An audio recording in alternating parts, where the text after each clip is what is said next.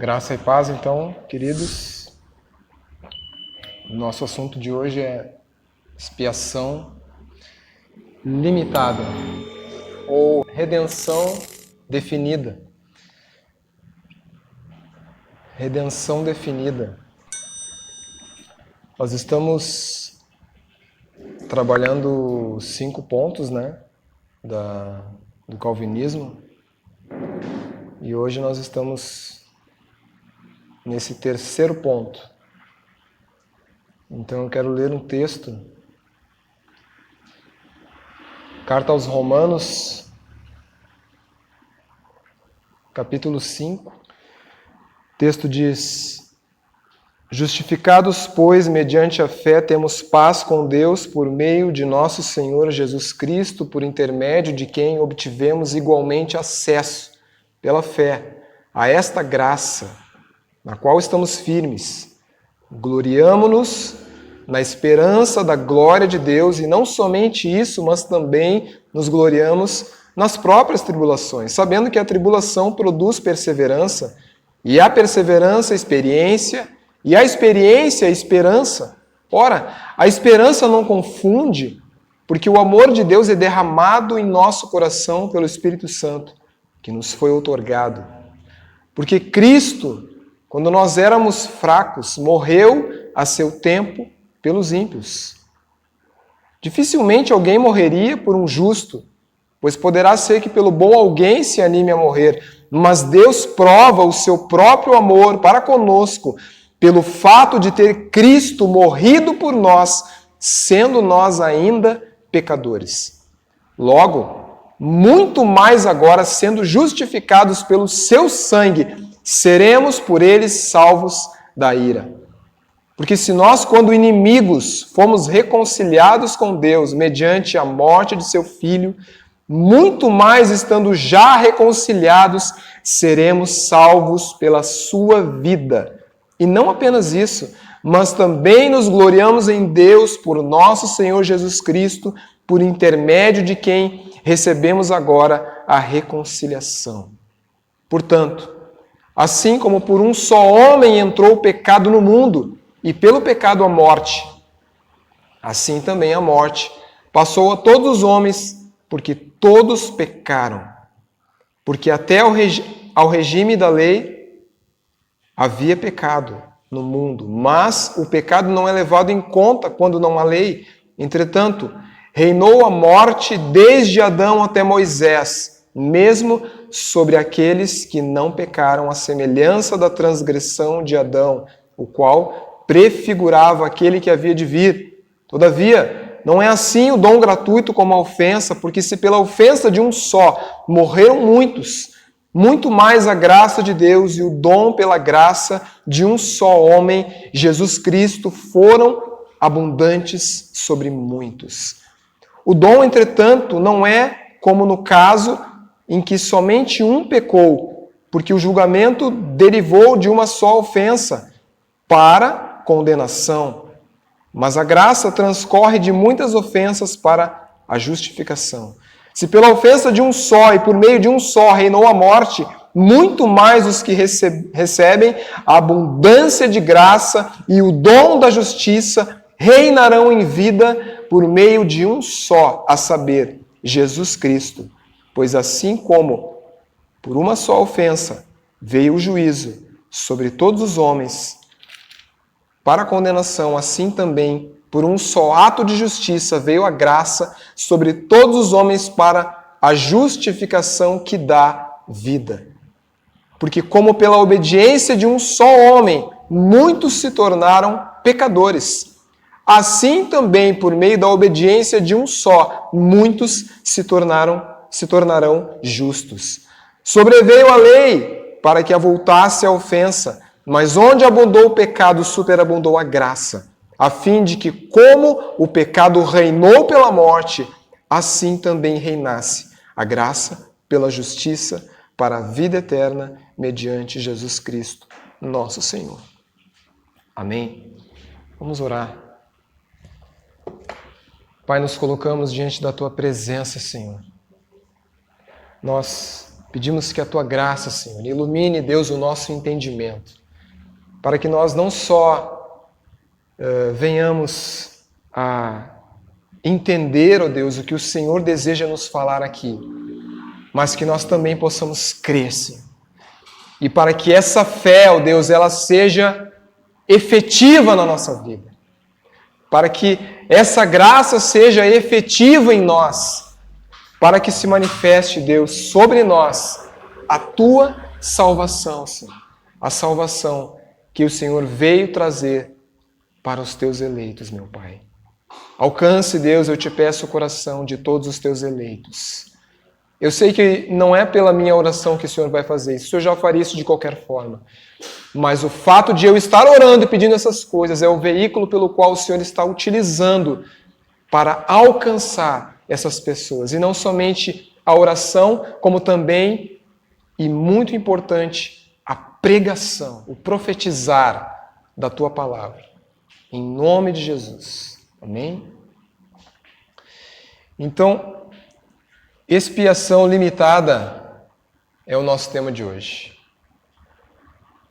E essa doutrina, ela diz que Jesus não morreu por todo mundo.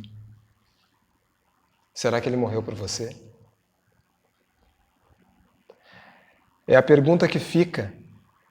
Mas, afinal, qual o alcance então da morte de Cristo? Como assim a morte de Jesus não cobre os pecados de todo mundo? Como assim essa morte não cobre os pecados de todo mundo? Se a sua morte não pagou pelos pecados de todo mundo, então quais são os pecados ou de quem exatamente os pecados foram pagos? Todas essas questões, elas são levantadas porque há passagens bíblicas nas Escrituras que elas parecem sugerir que Cristo morreu por toda a humanidade.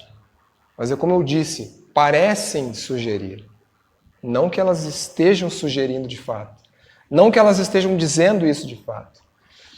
E esse capítulo 5 de Romanos, a carta de Paulo aos Romanos, eu fiz questão de ler o capítulo inteiro, porque apesar de ser um capítulo longo, ele traz muitas revelações aqui.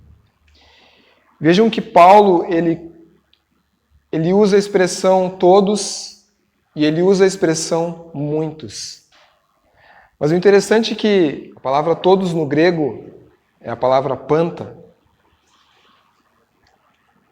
E a palavra mundo no grego é a palavra cosmos. Essas ideias que são colocadas aqui por Paulo, Paulo fala a palavra todos, ele introduz a ideia de mundo. Na verdade, não parece fazer sentido ele falar todos. E exatamente por isso, queridos, que nós precisamos entender as Escrituras no contexto que elas estão colocando as coisas. Porque senão a gente vai começar a criar conceitos que não são verdadeiros. Então, como eu disse, há expressões que parece que realmente está se referindo a todo mundo, como o próprio versículo de João 3,16. O que diz João 3,16? Porque Deus amou o mundo de tal maneira que deu o seu Filho unigênito para que todo aquele que nele crer não pereça, mas tenha a vida eterna. Um versículo decorado por todos nós já, desde a nossa conversão, né? Mas aí é que está. Quando ele fala mundo, parece que ele está se referindo a todo mundo. Só que esse texto não está falando sobre a morte de Jesus.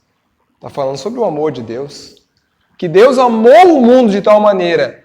E ele fez o que? Ele deu o seu Filho unigênito. Mas ele deu o seu Filho unigênito para todo mundo? Não. Está falando que ele deu o Filho unigênito para que todo aquele que crer no Filho não pereça, mas tenha a vida eterna. Esse versículo, ele não é muito explicativo nesse sentido da expiação limitada, mas ele já nos faz entender um pouquinho, né? Que não é esse mundo aí, não é todo mundo. Esse mundo não está falando da morte, está falando do amor. E a Escritura também diz que Deus gostaria que todos chegassem ao pleno conhecimento da verdade. Deus gostaria, mas não serão todos que vão chegar a esse ponto. Não serão todos que chegarão ao pleno conhecimento da verdade. Vamos ver o que dizem os cânones de Dort. Pois esse foi o soberano conselho, a vontade graciosa e o propósito de Deus, o Pai, que a eficácia vivificante e salvífica da preciosíssima morte de seu Filho fosse estendida a todos os eleitos. Daria somente a eles a justificação pela fé e, por conseguinte, os traria infalivelmente a salvação. Isso quer dizer que foi da vontade de Deus que Cristo, por meio do sangue da cruz, pelo qual ele confirmou a nova aliança, redimisse efetivamente de todos os povos, tribos, línguas e nações, todos aqueles e somente aqueles que foram escolhidos desde a eternidade para serem salvos. E lhe foram dados pelo Pai. Deus quis que Cristo lhes desse a fé, que Ele mesmo lhes conquistou com sua morte junto com outros dons salvíficos do Espírito Santo. Deus quis também que Cristo os purificasse de todos os pecados por meio do seu sangue, tanto do pecado original como dos pecados atuais, que foram cometidos antes e depois de receberem a fé, e que Cristo os guardasse fielmente até o fim e finalmente os fizesse comparecer perante o próprio Pai em glória, sem mácula nem ruga, como está lá em Efésios 5:27. Resumindo então, a doutrina da expiação limitada ou da expiação eficaz diz que Jesus morreu na cruz unicamente por aqueles que seriam salvos. E de que a obra da cruz não visa um resgate genérico de toda a humanidade. Não foi isso que Jesus fez. Mas a obra da cruz ocorreu para efetivamente salvar os que por meio da eleição de Deus seriam salvos. Entendam que se Jesus salvou a todo mundo, como eu disse, não há mais condenação. Não há mais condenação.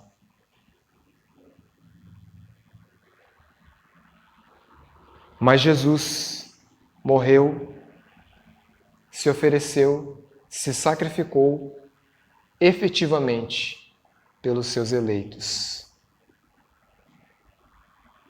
Se eu digo que a morte de Jesus foi genérica, eu tiro a efetividade do sacrifício de Cristo. Tem gente que diz assim, tá, mas esse negócio está meio estranho. Jesus morreu por alguns e não por todos. Deus está fazendo acepção de pessoas, não. Aí que tá. Quando essa palavrinha ela é colocada aqui no Novo Testamento, todos, muitas vezes, pelo contexto, nós entendemos que ele está falando de toda tribo, língua, raça, povo, nação. Em algumas vezes, também quando ele fala todos, ele está falando do judeu e também do grego. Ou seja, Deus não está fazendo acepção de ninguém, mas ele está fazendo, sim, distinção. De quem? Do eleito e daquele que não foi eleito. Mas que critérios são esses? Por que Deus escolheria um e não o outro? Os critérios são dele. Ele é justo. Ele é perfeito. Ele entende muito melhor do que nós. Infinitamente melhor do que nós. Ele sabe o que está fazendo, nós não. Nós não podemos julgar os critérios de Deus. Como Paulo diz, né? Como que o vaso vai dizer para o oleiro, por que me fizeste assim? Nós não podemos julgar os critérios de Deus. Mas como eu disse, isso não significa que Deus faz acepção de pessoas. Deus não faz acepção de pessoas. Ele escolheu homens, escolheu mulheres, escolheu povos de toda tribo, língua, nação, raça. Ele não fez acepção de ninguém. Escolheu ricos, escolheu pobres. Ninguém foi excluído, nenhuma classe foi excluída. De todas essas pessoas, ele elegeu aqueles que ele bem quis. Como ele disse para Moisés, e também foi vislumbrado e repetido pelo apóstolo Paulo: terei misericórdia de quem eu quiser. Terei compaixão de quem eu quiser ter compaixão. Terei misericórdia e compaixão daqueles que me aprouver.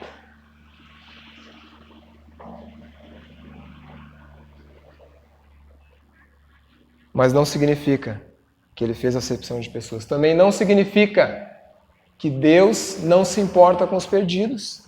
Como a palavra mesmo diz, Deus deseja que todos os homens cheguem ao pleno conhecimento da verdade, mas não são todos os homens que vão chegar. A gente sabe disso. Para isso existe um inferno. Eu gosto muito de uma colocação do Paul Washer, que ele disse que muitas vezes a gente pensa nas pessoas que vão para o inferno e a gente pensa assim, oh, coitadinho, vai para o inferno. Porque Deus não dá uma segunda chance para ele. E ele diz assim, Paul Washer, em uma das suas pregações, que eu não lembro mais qual, mas ele fala que as pessoas que estão no inferno, se Jesus chegasse diante da porta do inferno, abrisse a porta e dissesse para eles, muito bem, eu vou dar a vocês uma nova oportunidade, prostrem-se diante de mim, aceitem os meus propósitos sobre a vida de vocês e eu vou tirar vocês daí de dentro. E aí Paul Washer diz, vocês acham que essas pessoas se renderiam? Não. Essas pessoas fechariam a porta após si e diriam para Cristo, fora daqui! Nós não aceitamos nos prostrar a Ti. Nós nunca aceitaremos fazer a Tua vontade. Nós preferimos estar aqui nesse fogo e neste extinguir. Essa é a verdade, queridos. Infelizmente. Essa é a verdade nua e crua. É exatamente isso. Também não significa que não temos que pregar o Evangelho. Como alguns dizem, não, então não precisa pregar. Está todo mundo escolhido. Todo mundo já teve seus pecados expiados, todos os eleitos já estão determinados, então para que pregar o Evangelho? Não precisa mais pregar o Evangelho. Deixa, Jesus vai salvar todo mundo. Não. Pregar o Evangelho é uma ordem de Deus. E Paulo diz, ai de mim se não pregar o Evangelho. Por quê, querido? Porque Ele me escolheu. Ele te escolheu para pregar o Evangelho. Ele disse, ide por todo mundo, por todas as nações e pregai o Evangelho a toda criatura. Nós não sabemos quem será salvo. E é exatamente por não sabermos quem será salvo que nós precisamos pregar o Evangelho sem distinção para todos os homens e mulheres da face da terra. Todos. Todos precisam ouvir e todos vão ouvir e todos serão indesculpáveis diante de Deus. Sabe o que é o mais maravilhoso de tudo isso, querido? Que as pessoas que irão para o inferno Elas não poderão dizer: Senhor, tu não me escolheu, tu não me elegeu, porque todos terão tido oportunidade. Mas como assim? Se Deus que escolheu, mas essa é a magnífica e soberana vontade de Deus.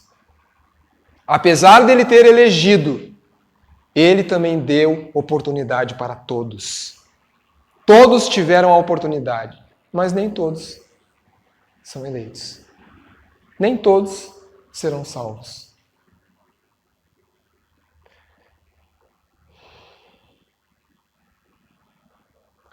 Também não significa que o sacrifício na cruz não tenha sido suficiente para todos. Não significa que o sacrifício não foi suficiente.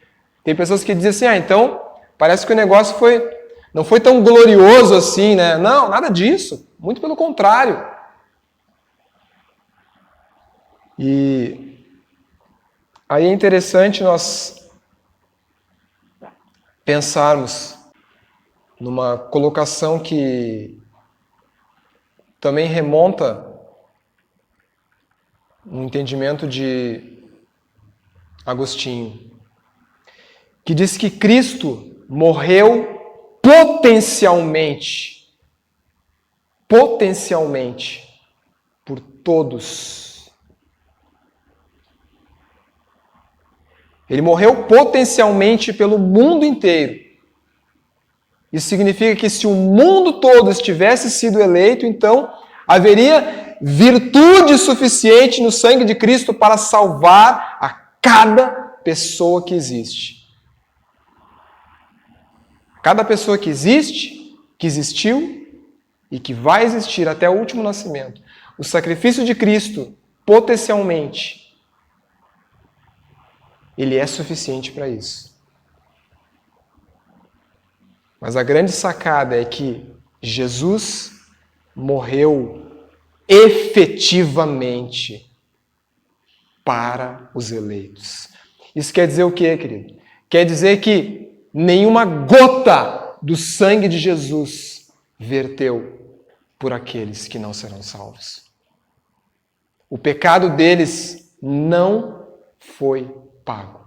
Eles terão que pagar pelos seus pecados. É o que diz essa doutrina. E a pergunta que fica é: quem essa obra alcançou? A quem se aplica o sacrifício do Calvário? Como saber quem são os eleitos? Como saber a quem pregar o Evangelho? Nós não precisamos saber dessas coisas. Mas algumas pessoas pensam, mas como saber se eu sou salvo? Querido, se os meus olhos foram abertos, se eu enxergo o sacrifício de Cristo, se eu entendo, se eu fui tocado por esse negócio, isso é o Espírito Santo dentro de mim, me convencendo do pecado, da justiça e do juízo. Isso é um sinal de Deus para mim que eu sou salvo. Que eu entendi o Evangelho, os meus olhos foram abertos. Uma vez que os meus olhos foram abertos, não podem ser fechados de novo. Não existe aquela maquininha do MIB, né? Que apaga a mente. Não existe isso. Uma vez que os meus olhos foram abertos. Uma vez que eu entendi a obra de Cristo na cruz por mim. Eu posso ter certeza que eu sou salvo. É aquilo que Paulo diz aqui, né? No capítulo 5. Ele diz, ora, a esperança não confunde. Romanos 5:5. Porque o amor de Deus é derramado em nosso coração pelo Espírito Santo, que nos foi outorgado. Essa é a garantia. Essa é a certeza. Quando eu me converti, as pessoas falavam assim, tu já tem certeza da salvação? Eu ficava agoniado com esse negócio, porque eu pensava assim, mas que certeza é essa? Para mim é uma fé, é uma esperança, mas é muito mais do que isso. É o que Paulo está dizendo aqui. A esperança não confunde. Você não será confundido, querido. Porque o amor de Deus, ele é derramado no teu coração. Deus não está ali com conta-gotas ali pingando o amor de Deus. Não, é derramado, é uma coisa forte, é uma coisa intensa. O amor de Deus ele é derramado no teu coração. Se esse amor está sendo derramado, se ele está fluindo, se você está entendendo o Evangelho, você não precisa ter dúvida, querido. Você é salvo. Seu pecado foi expiado. Você foi alcançado pelo sacrifício de Cristo. Na oração sacerdotal, Jesus ele roga ao Pai. Né? Mas ele roga ao Pai por quem? Ele roga ao Pai por aqueles que ele diz que o Pai lhe deu. Ele diz, Pai, não rogo pelo mundo, mas por aqueles que o Senhor me deu. Quem são estes? Os eleitos. Então o alcance da oração de Jesus, ele tem o mesmo alcance da sua morte. Ele orou por aqueles que o Pai lhe deu. Em algumas outras passagens, Jesus ora pelas suas ovelhas. Ele fala, eu oro pelas minhas ovelhas. As ovelhas ouvem a minha voz. Eu tenho ovelhas que não são desse aprisco, mas são minhas ovelhas. Mas é uma classe distinta, são ovelhas. Jesus não morreu por lobos. Jesus morreu pelas ovelhas.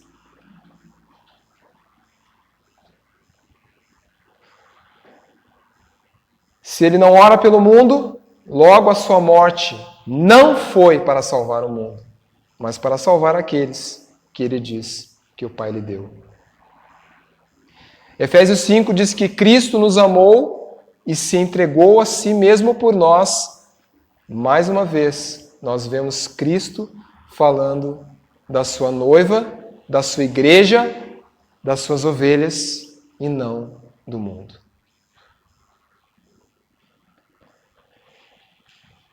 Expiação limitada.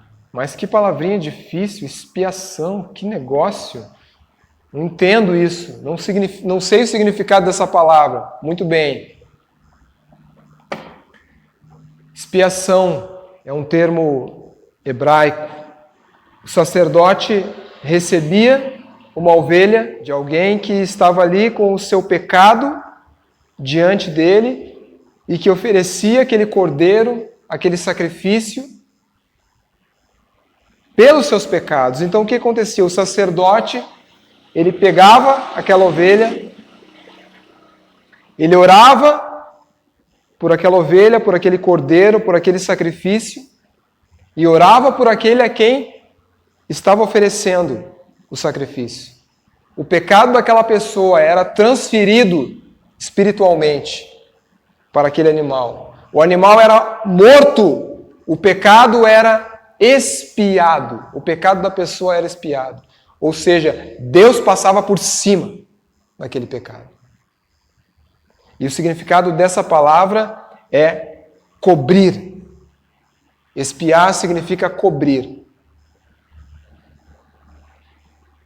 Mas quando Jesus morre na cruz, ele não somente fez com que os nossos pecados fossem cobertos, mas ele tirou os nossos pecados. Quando João Batista olha Jesus vindo na sua direção, ele diz, eis o Cordeiro de Deus que tira o pecado do mundo. Ele não disse, eis o Cordeiro de Deus que expia o pecado do mundo, que cobre o pecado do mundo, mas que tira.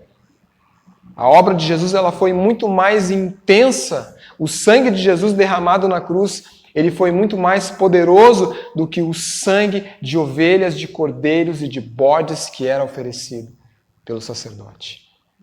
Jesus ele foi e é o nosso sumo sacerdote. Ele é o sacerdote que ofereceu a Deus um sacrifício por nós e ele também era o próprio sacrifício oferecido na cruz. E Paulo, ele diz, no versículo 6 do capítulo 5 de Romanos, porque Cristo, quando nós ainda éramos fracos, morreu a seu tempo pelos ímpios. Mas Deus prova, versículo 8, o seu próprio amor para conosco pelo fato de ter Cristo morrido por nós, sendo nós ainda pecadores. Estávamos numa situação de pecado, de desilusão eterna. Não havia nenhum tipo de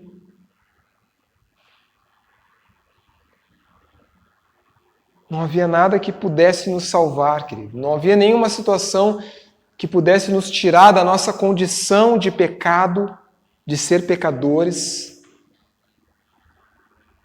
Estávamos totalmente destituídos da graça de Deus. A palavra também diz que estávamos mortos nos nossos delitos e pecados. Ou seja, um morto não faz nada por si próprio. Um morto está morto. E a Bíblia diz que nós estávamos mortos nos nossos delitos e pecados. Mas Ele nos deu vida. Ele nos deu vida. Mas Deus prova o seu próprio amor para conosco pelo fato de ter Cristo morrido por nós, sendo nós ainda pecadores. Mas tem gente que fala assim: eu não consigo entender um Deus que morre por uns e não morre por outros. Eu não consigo entender um Deus que salva uns e não salva outros. Eu prefiro acreditar num Deus que morreu por todo mundo. E quem quer ser salvo, que escolha ser salvo. Eu me sinto mais confortável em acreditar nisso. Tem gente que fala assim. Só que tem uma coisa, querido. Se eu acredito num Deus que morreu e ofereceu a sua salvação para quem quiser, eu não estou crendo num sacrifício que foi oferecido efetivamente por mim. Eu estou crendo numa proposta. Mas a Bíblia não diz que Jesus fez uma proposta de salvação para nós. A Bíblia diz que Jesus nos salvou, que Ele nos deu vida, estando nós mortos, que Ele nos redimiu do pecado, que Ele nos salvou, que Ele nos tirou da condição de condenados e nos tornou libertos. E Ele mesmo disse: conhecereis a verdade, e a verdade vos libertará. E esse conhecimento da verdade que nos liberta é exatamente esse conhecimento que nos faz entender o sacrifício de Cristo por nós, o que Ele fez por nós. Ter se oferecido na cruz por nós. Com certeza nós não vamos conseguir esgotar esse assunto. É um assunto muito complexo. Teria que fazer muito mais de um vídeo para falar tanto sobre essa doutrina, mas o propósito aqui é nós discorrermos sobre o assunto para que nós possamos entender, né, essa doutrina e para que também haja uma aplicabilidade para nós em tudo que nós estamos vendo aqui. Amém? Mas Paulo diz: o dom, entretanto, não é como no caso em que somente um pecou, porque o julgamento derivou de uma só ofensa para a condenação, mas a graça transcorre de muitas ofensas para a justificação. Outra expressão, muitas ofensas aqui, está falando de quantidade, mas não está falando que algumas ficaram de fora. Todas as ofensas. Jesus morreu por todos os nossos pecados. Mas tem gente que fala assim: ah, não, mas eu prefiro acreditar que eu preciso me decidir, que eu preciso escolher Deus, que eu preciso manifestar o meu livre-arbítrio no tocante à salvação. Mas o que acontece? Nós vamos ter um erro doutrinário grave aí se eu considerar isso. Porque daí eu vou dizer que eu cheguei até Deus e que eu sou salvo. Mas e aquele que não chegou? Ah, foi porque ele não quis. Porque ele foi incrédulo. Ah, ele foi incrédulo. Mas a incredulidade é um pecado. Jesus não morreu por esse pecado. Quer dizer que Deus morreu por alguns tipos de pecados, por alguns tipos de ofensas, não por todas as ofensas. Jesus morreu por todas as ofensas. Morreu por todos os pecados. Por isso eu preciso entender que Ele me elegeu, que Ele me escolheu, que o meu pecado foi expiado, que a minha salvação não foi emprestada, mas ela foi efetiva. Se eu crer que Deus perdoa alguns pecados, ou seja, o pecado da incredulidade não está no páreo, eu estou tirando a eficácia da salvação. Se eu crer que alguns homens podem resistir a Deus e podem impedir de serem eles mesmos salvos, eu estou tirando a efetividade da graça de Deus. Eu estou tirando a efetividade do poder de Deus, da salvação, do sacrifício de Cristo por mim. Você pode ter certeza, querido, se os teus olhos foram abertos, se você enxerga o Cristo na cruz, morrendo pelos teus pecados, se você acredita nisso, se você entendeu o Evangelho da graça, se você entendeu o Evangelho da salvação, você é salvo. Se você crê que tudo isso aconteceu por você, isso é um sinal de Deus para você, que os teus olhos foram abertos e que Jesus morreu por você e que você é salvo. E essa salvação é eterna. Amém, queridos? Vamos orar. Above all wealth and treasures of the earth, there's no way to measure what you're worth.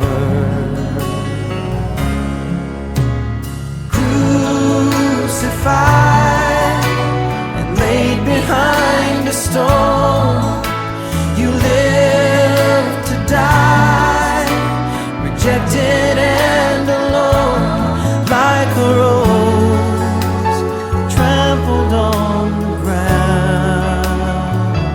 You took the fall and thought of me above all.